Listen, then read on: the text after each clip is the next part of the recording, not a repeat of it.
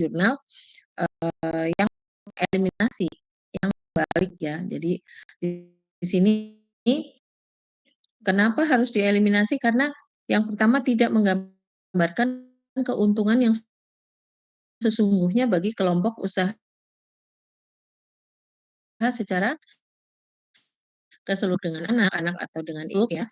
Dia bukan, merupakan laba yang sesungguhnya. Jadi ini kalau masih transaksinya jadi satu, anak dan induk dan, tanah tersebut, misalkan tanah atau mesin tersebut itu masih dimiliki perusahaan yang sama, anak dan induk itu, maka tidak boleh ada pengakuan keuntungan, sehingga harus dieliminasi, gitu ya. Kecuali kalau barang tersebut sudah dijual di luar perusahaan anak maupun induk, baru itu nanti diakui sebagai keuntungan atau kerugian dari anak atau induk perusahaan tersebut.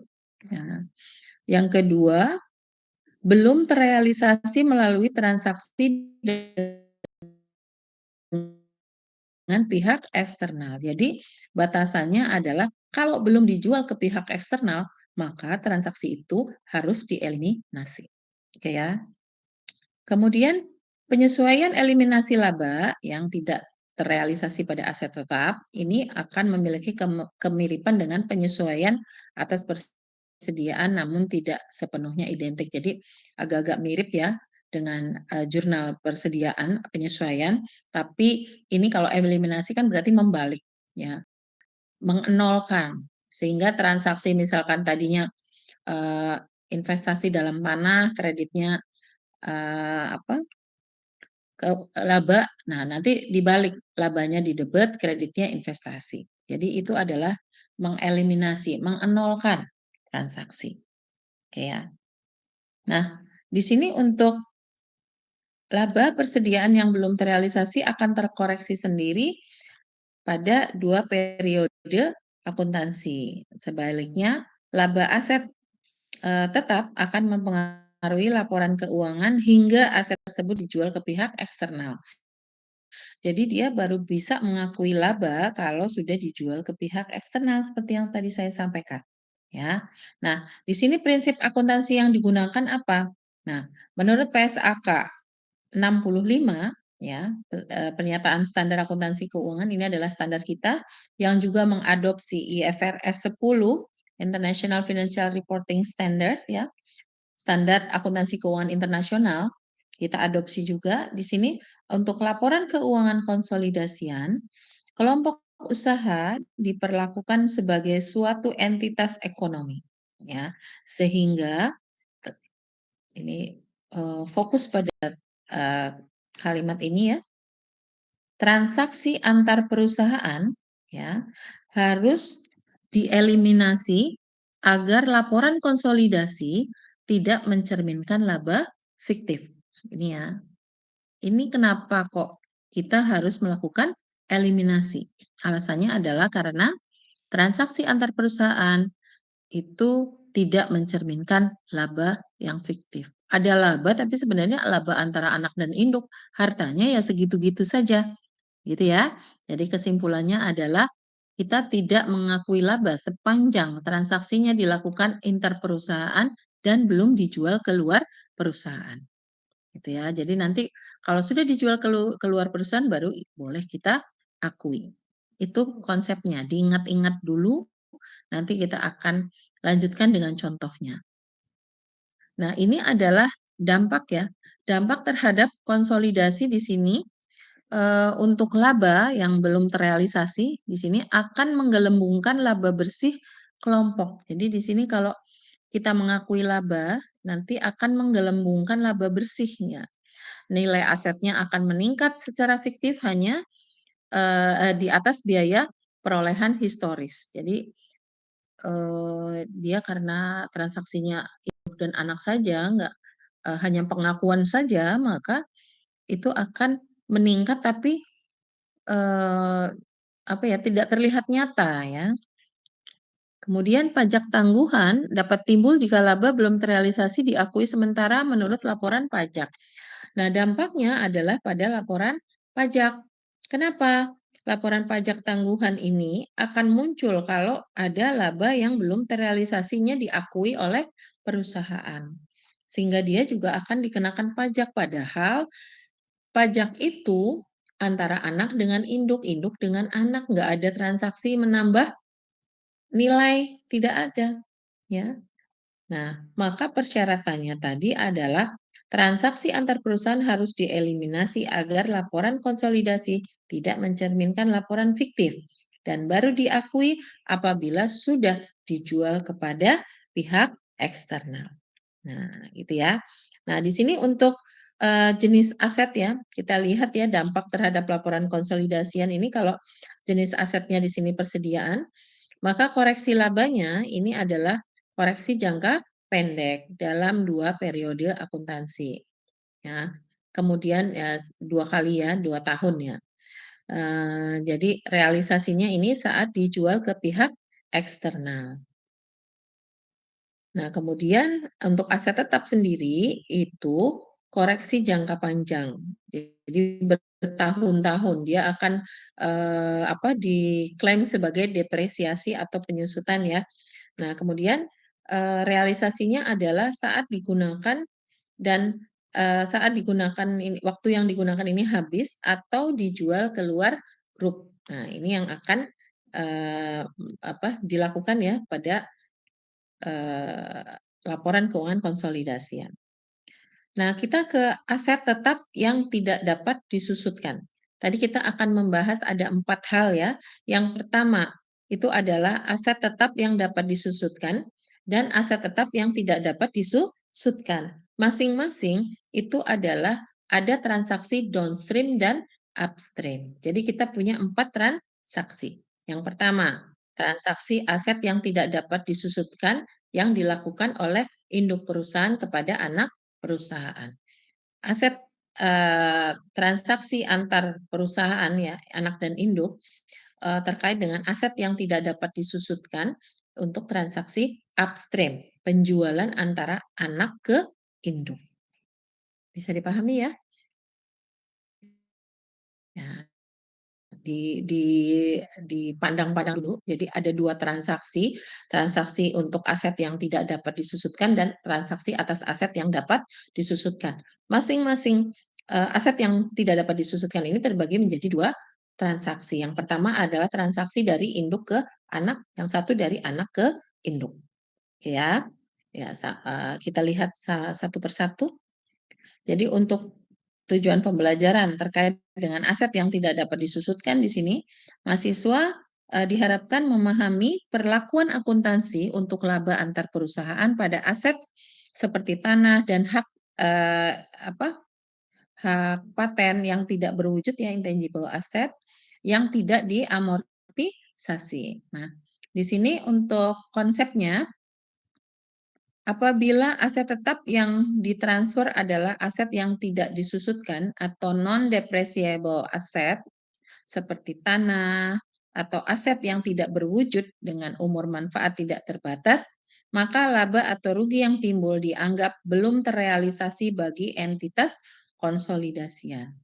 Ya, jadi ini konsepnya adalah apabila ada aset tetap ditransfer ya, aset yang tidak disusutkan, tanah atau goodwill ya, yang tidak terbatas, maka laba atau ruginya yang timbul ini dianggap belum terrealisasi bagi entitas konsolidasian. Nah, laba atau rugi diakui dalam laporan laba rugi ya, oleh entitas penjual, tapi harus dieliminasi saat penyusunan laporan konsolidasi. Boleh dicatat oleh entitas penjual, penjualnya siapa? Penjualnya induk perusahaan, berarti boleh induk perusahaan mencatat. Tapi saat akan digabungkan dengan anak perusahaan, maka harus dieliminasi saat penyusunan laporan konsolidasian. Laporan gabungan antara induk dan anak, itu namanya laporan konsolidasian. Nah, transaksi seperti ini biasanya jarang terjadi kecuali dalam konteks merger, restrukturisasi internal, atau reorganisasi kelompok usaha. Ya. Nah, di sini eh, untuk arah penjualan antar perusahaan juga menentukan perlakuannya ya. Kalau downstream, ini ada dua ya, ada downstream dan ada upstream. Ya. Kalau ada downstream di sini, dari induk ke anak perusahaan, maka seluruh laba harus dieliminasi 100%, terlepas dari porsi kepemilikan non-pengendali. Kalau, downstream itu berarti yang menjual induk ke anak, maka seluruh labanya itu harus dieliminasi 100%, tidak mempertimbangkan pengendali non-pengendali ya. Kemudian kalau, upstream, penjualan dari anak ke induk, maka hanya bagian laba yang sebanding dengan kepemilikan induk yang dieliminasi. Nanti kita akan lihat ya, kepemilikan induknya itu misalkan 90%, berarti non-controlling interest-nya adalah berapa? Kalau 90 dikurangi 100 berarti 10% Bu. 10%. Ya, NCI-nya itu adalah non-controlling interest, itu adalah 10%. Ya. Kemudian untuk prinsip eliminasi, di sini untuk prinsip eliminasi di sini laba harus dihapus penuh apabila ada transaksi downstream. Jika upstream, maka laba yang dieliminasi proporsional dengan kepemilikan induk dan non-pengendali. Jadi dibagi dua antara kepemilikan induk dan juga non-controlling interest-nya, NCI-nya. Nanti kita lihat contohnya ya untuk non-pengendali ada di transaksi upstream. Ya, upstream itu penjualan di difamiliarkan kalau upstream itu penjualan antara induk ke anak ke induk. Downstream dari induk ke anak. Down menurun, up menaik. Ya, kalau down berarti dari induk ke anak, kalau up dari anak ke induk. Oke ya. Kemudian kita ke transaksi downstream sale of land ya. Ini contohnya adalah contoh kasusnya penjualan tanah ya dari induk perusahaan ke anak perusahaan. Nah, tujuan pembelajarannya, mahasiswa mampu menghitung dan mengeliminasi laba antar perusahaan pada transaksi downstream. Ya. Nah, contoh kasusnya ini adalah nama induknya di sini adalah Pop Corporation, ya. Kemudian anaknya adalah Sun Corporation. Mungkin Pop and Son gitu ya maksudnya ya. Kemudian laba bersih Sun itu adalah 140.000 di tahun 2016. Kemudian laba bersih POP 2016 tanpa investasi adalah 180.000. Transaksi antar perusahaan ini adalah karena downstream berarti POP menjual tanah kepada Sun ya. Nah, di sini biaya perolehan tanah itu adalah $80.000. Harga jual ke Sun, harga perolehan tanah berarti pada saat dia membeli harganya $80.000. Nah, kemudian tanah itu dijual dengan harga $100.000. Berarti ada laba antar perusahaan yang belum terrealisasi sebesar $20.000. Ya, ini belum selesai nih. Ini baru baru hitungan kasarnya. Nah, di sini sifat transaksinya adalah downstream sale, penjualan dari induk ke anak. Sehingga seluruh laba antar perusahaan dieliminasi 100%. Tidak ada alokasi untuk non-controlling interest karena ini kan punya induk. Jadi kalau induk itu dimilikinya dia punya 100%. Ya, kecuali kalau dia perusahaan anak, kepemilikan induk pada suatu aset itu bisa jadi tidak 100%, mungkin 90%, mungkin 80%, berarti sisanya adalah pemiliknya non-controlling interest, ya, yang bukan pengendali perusahaan. Nah, pertanyaannya di sini, mengapa 20.000 dieliminasi? Ya, karena tadi sesuai dengan ketentuan PSAK ya, dan juga IFRS 10 tadi, itu untuk apa, dalam konsolidasian grup dipandang sebagai satu entitas ekonomi ya. Jadi tanah masih berada di dalam grup belum dijual ke pihak eksternal. Jadi kalau digabung itu transaksinya ya tidak menghasilkan apa-apa, karena itu transaksi antar induk dengan anak saja. Jadi nggak menambah keuntungan apapun, hanya pengakuan saja. Nah, laba di sini 20.000 belum terrealisasi bagi grup dan wajib dihapus agar di sini laba konsolidasi tidak menggelembung akibat transaksi internal. Dan nilai tanah akan kembali di sini ke biaya historis grup sebesar 80.000. Itu ya. Nah, bagaimana penghitungan penghitungan bagian laba dari induk ya dengan metode ekuitas di sini? Bagian laba yang diakui oleh POP ya, di sini atas laba bersihnya Sun itu adalah 90% ya di sini ya. 90% kali 140.000 berarti ada 126.000. Ini, eee, merupakan asal angka yang muncul di jurnal induk. Dari mana? Dari sini, nih, dari sini ya, ada 140 juta.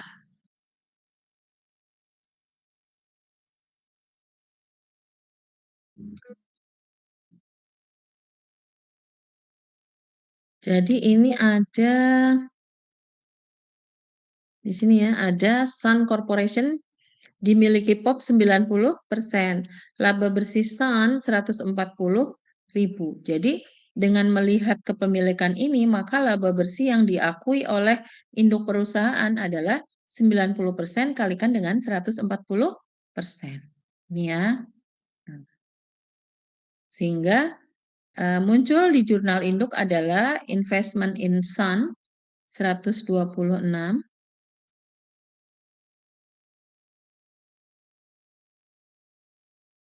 Kemudian yang kreditnya adalah income dari Sun 126.000. Oke. Nah, ini adalah pencatatan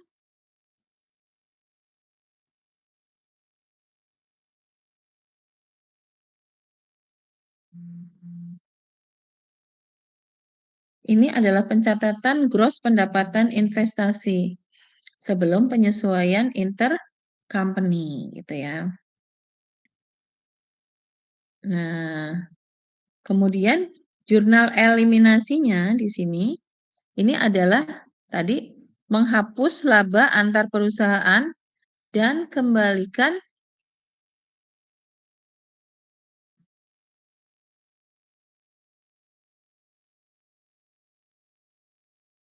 menghapus laba antar perusahaan dan mengembalikan tanah ke biaya historisnya. Nah, di sini jurnal eliminasinya bagaimana? Ini adalah gain on sale, jadi 20.000 kreditnya land ya.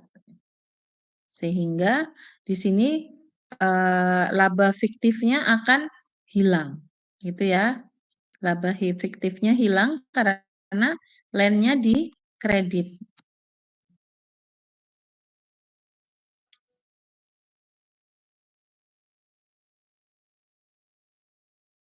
Maknanya ini hilangkan laba fiktif 20.000 ya tadi ya, ini dengan jurnal ini. Gain on sale of land, jadi pendapatan yang diterima dari eh, penjualan tanah tadi itu yang 20.000 ya, dari harga historis 80.000, kemudian dijual dengan harga 100.000 ke anak perusahaan, maka ada laba yang diakui sebesar 20.000 gitu ya. Tapi di sini karena transaksi kalau akan digabungkan ya eliminasi konsolidasinya ini adalah gain di debit, kreditnya adalah tanah ya.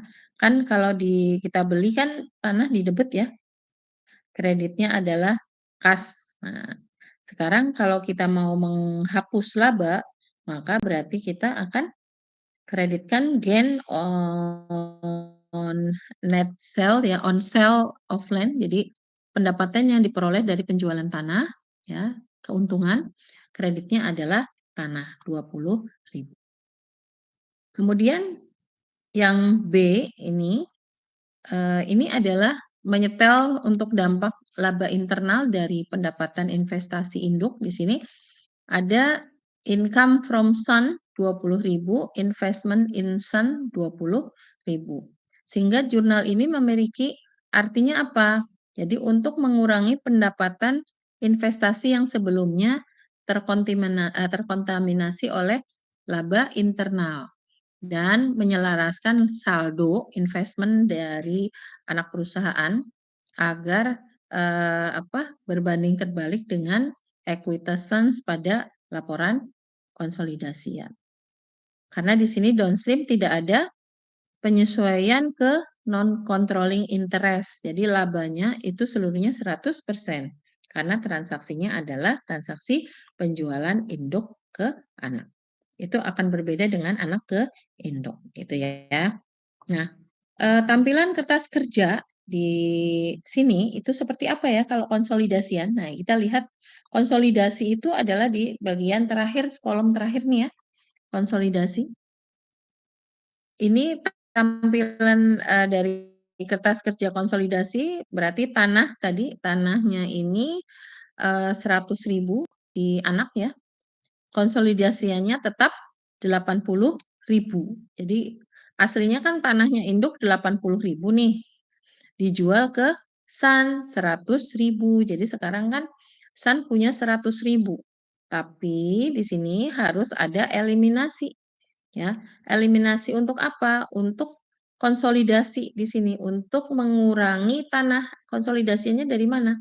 Dari ini, laporan jurnal yang kita buat tadi, jurnal eliminasi ya. Kemudian tadi ada Pop mengakui 20.000. Terus tadi ada jurnal eliminasinya, gain on sale of land sebesar 20.000, kreditnya adalah tanah sebesar 20.000. Gitu ya. Jadi ini adalah transaksinya masuk di sini. Sehingga nilai konsolidasinya tetap seperti nilai awal induk tadi, tapi tanahnya ini sudah masuk ke Sun, anak perusahaan ini. Angkanya 100.000 ya di anak. Tadinya kan angkanya di pop ya 80.000 karena sekarang sudah dijual ke anak, maka transaksinya ada di tanahnya sih, kan bukan 100.000 nih aset yang sebenarnya, karena ini masih transaksi dengan induk perusahaan, masih intra perusahaan, maka dia harus dikembalikan sebesar nilai historis yang dimiliki oleh POP tadi 80.000 sehingga harus ada eliminasi. Itulah pentingnya jurnal eliminasi tadi. Sini 126.000. Jadi investment pada Sun itu kan tadi 140.000 dikalikan dengan 90% ya. Kepemilikan laba bersihnya induk itu kan 90%, 90 kali 140.000 tadi. 140.000 dari mana? Dari sini. Nih, ya kan? Laba bersih Sun 140.000 karena dimiliki 90%, maka dia masih memiliki 126.000 ya. Sisanya itu adalah punya non controlling interest. Gitu ya. Nah, ini harga perolehan ke Sun, harga perolehan tanahnya 80.000 ya aslinya. Kemudian dijual ke Sun sehingga di sini tanah itu sudah miliknya Sun. Tapi kan nggak boleh dia ditulis di sini di Sun ini 80.000, tapi melalui konsolidasian. Sun tetap mencatat 100.000 dengan jurnal di sini ada eliminasinya ya sebesar 20.000 dikurangi sehingga nilainya tetap 80.000 karena apapun nilai nilai itu kan tetap ya sepanjang itu belum dijual keluar perusahaan, itu hanya di atas kertas saja pengakuannya. Sehingga kalau kita catat, nilainya adalah 100.000 di sini, maka akan terlalu tinggi. Jadi akan menunjukkan penggelembungan laba. Bisa dipahami ya? Di sini ya. Nah, kemudian di sini ada, income from Sun, ini yang tadi 126.000. ya, itu di sini juga harus dieliminasi sebesar berapa? Tadi keuntungan tadi kan 20.000. Nah, ini akan dikurangi sebesar 20.000 jadi 106 di laporan konsolidasi akhir, itu nanti, pendapatan yang diakui oleh induk adalah 106.000. Kemudian untuk investment in Sun di sini, investment pada Sun, ini kan, mungkin ada beberapa, investasi yang lain ya selain ini, maka nanti dia juga harus dieliminasi dan dikurangkan 20.000 juga. Nah, makanya ditulisnya XXX itu karena ada, investasi di luar tanah ya, mungkin ada mesin dan lain sebagainya, gitu. Nah, sehingga laporan konsolidasi kesimpulannya, laporan konsolidasi ini sebenarnya akan berisi nilai sebesar biaya grup tadi. Grupnya itu adalah induk dengan anak total itu ya, itu adalah 80.000 nilai awalnya, biaya perolehannya 80.000. Karena ini kan hanya berupa pengakuan ya dari induk ke anak. Sehingga kalau ada transaksi induk dengan anak, maka laporan konsolidasiannya itu harus dieliminasi. Yang akan ditampilkan ke pihak luar itu adalah laporan real yang harta aset yang sebenarnya ada, ya. Nah, kemudian, income from sum yang efektif diakui pada level menjadi 106. Dari mana? Dari ini, nilai induknya, kepemilikan induk tadi, laba yang diperoleh anak perusahaan kan 140.000.